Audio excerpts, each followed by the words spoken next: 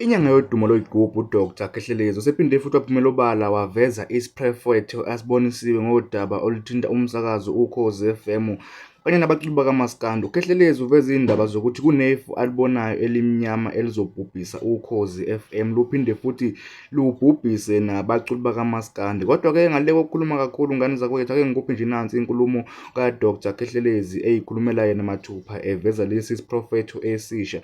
Kuzokhumbuleka ngane zakwethu ukuthi uKhehlelezi akaqala ukuba nesiprofetho ngomsakazo Ukhozi FM njengoba nangaphambilini waba nesibonakaliso sokuthi kuzodlula emhlabeni abasakazi ababili. Nangampela-ke badlulile labo basakazi. Kanti-ke ngane zakwethu ungakhohlwa ukucofoza usubscribe uphinde uphawule lapha ku-comment section.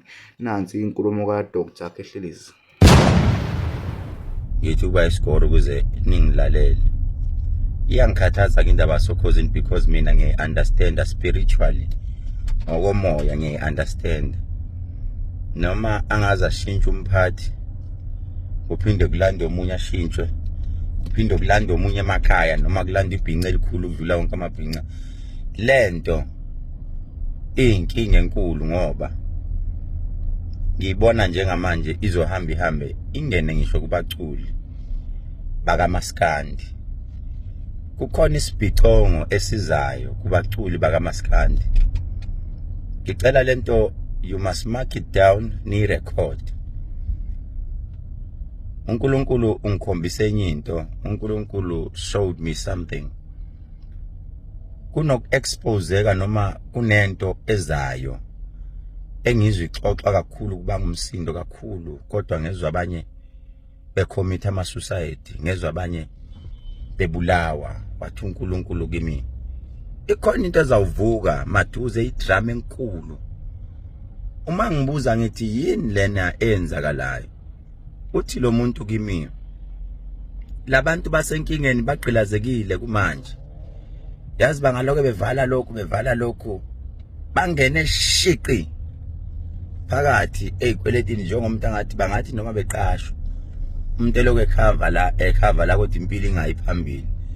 Wasethi lo muntu be very careful nakho engininika khona. Abaculi bakaMaskandi ngibona begijima inkantolo, ngibona bedlula emhlabeni ngezingozi. Inkinga iwumkhokho omkhulu kakhulu kulolu yakhozi.